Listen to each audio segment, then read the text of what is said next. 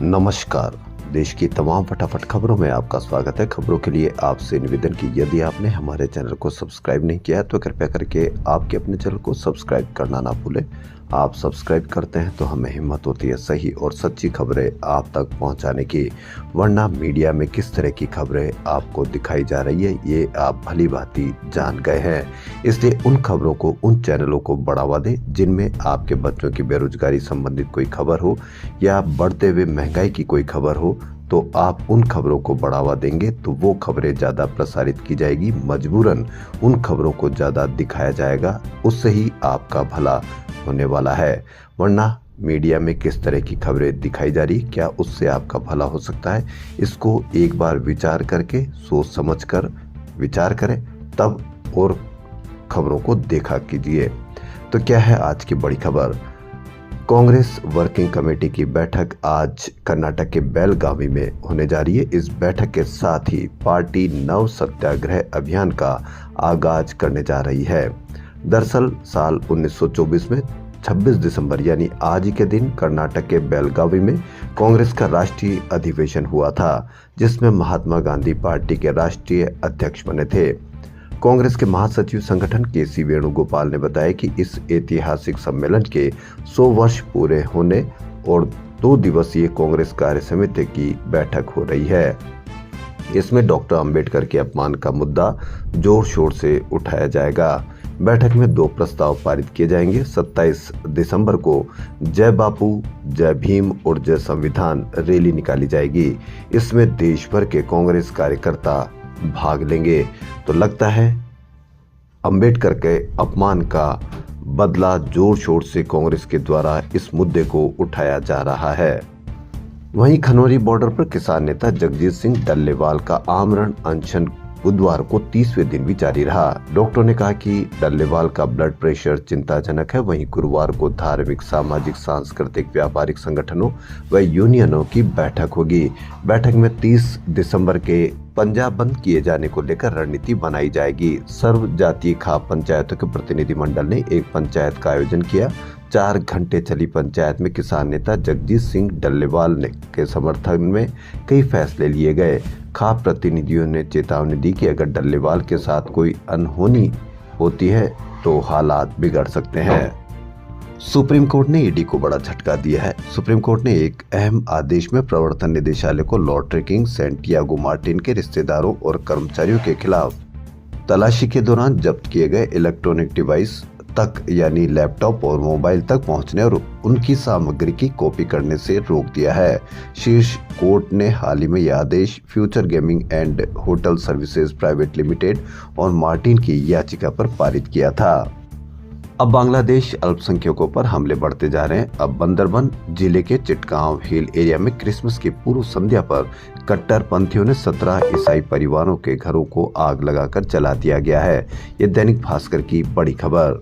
यानी जब बांग्लादेश में अल्पसंख्यकों पर हमले होते हैं तो कितना दुख होता है। यहाँ बैठे हुए भी हम उन पर दुख जताते हैं कि ईसाइयों पर हमले हो रहे हैं, हिंदुओं पर हमले हो रहे हैं।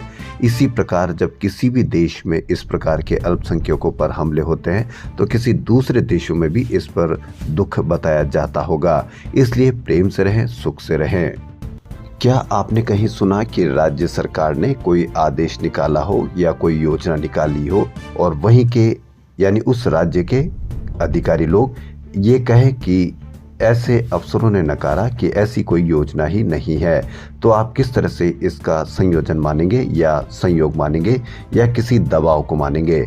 तो ये बड़ी वानगी, यह शुरुआत कितनी घातक हो सकती है आम आदमी के लिए, यह आप भली भांति समझ सकते हैं। अगर फिर भी नहीं समझेंगे तो आप बहुत देर कर चुके होंगे।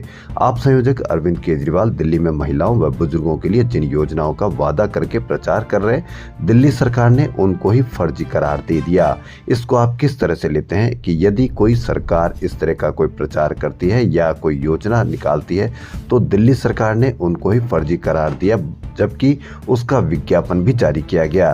तो सोचिए किसी दूसरे राज्य में इस तरह के प्रशासन या अधिकारी लोग इस तरह का विज्ञापन निकाल करके योजनाओं को फर्जी करार दे तो आप किस तरह से इसको लेंगे? क्या और कैसे हिम्मत आ गई है उन लोगों में? कई विभागों ने लोगों को आगाह किया कि अस्तित्वहीन योजनाओं में पंजीकरण के नाम पर व्यक्तिगत जानकारी साझा न करे। कोई व्यक्ति या राजनीतिक दल ऐसे फॉर्म भरवाता है या जानकारी लेता है तो धोखाधड़ी है। विज्ञापन आने पर केजरीवाल ने इसके लिए एलजी को जिम्मेदार बताया। यह शुरुआत आप किस तरह से लेते हैं? वहीं केजरीवाल ने कहा कि भाजपा कुछ दिनों में फर्जी केस बनाकर आतिशी को गिरफ्तार करवाएगी। आप नेताओं पर छापेमारी होगी। वहीं आतिशी ने कहा कि विज्ञापन छपवाने वाले अफसरों के खिलाफ कार्रवाई की जाएगी।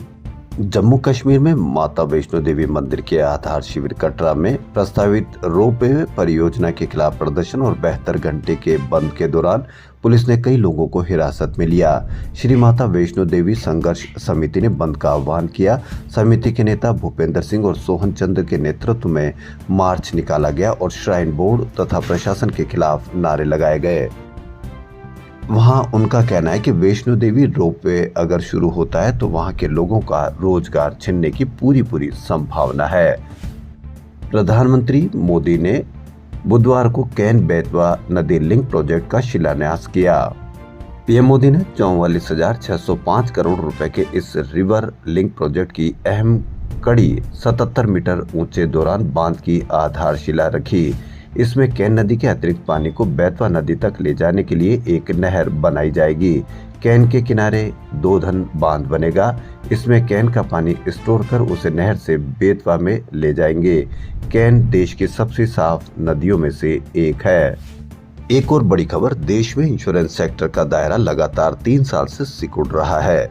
बीमा नियामक एडा की एक रिपोर्ट के अनुसार जीडीपी में इस सेक्टर की भागीदारी 2 वर्षों में 4.2% से घटकर 3.7% रह गई है।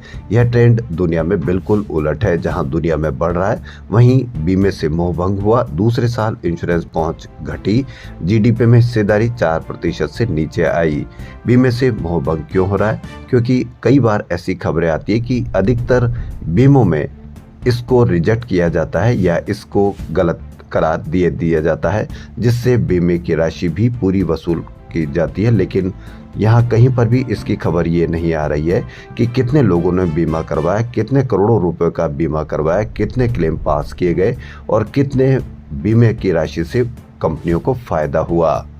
वहीं देश के असंगठित क्षेत्र में रोजगार पैदा होने की रफ्तार सुस्त पड़ी है। ये बड़ी खबर।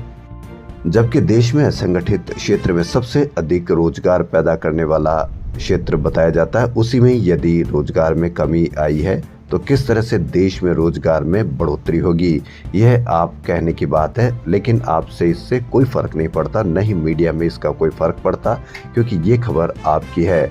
आपकी खबर मीडिया में दिखाई नहीं जाएगी। चाहे आपका बच्चा बेरोजगार हो, चाहे आप महंगाई से परेशान हो, चाहे आप अव्यवस्थाओं जो अस्पतालों में पाई जाती है उससे आप परेशान हो, इससे मीडिया को कोई लेना देना नहीं है, क्योंकि वह आप भी इसमें इंटरेस्ट नहीं लेते। तो इसी की वजह से मीडिया पर इस तरह की कोई खबर आपको दिखाई नहीं जाएगी। मीडिया में किस तरह की खबरें दिखाई जा रही है यह आप भली भांति जान गए हैं। खबरों फिलहाल इतना ही। यदि आपको हमारा चैनल पसंद आए तो लाइक, सब्सक्राइब और शेयर अवश्य करें। धन्यवाद।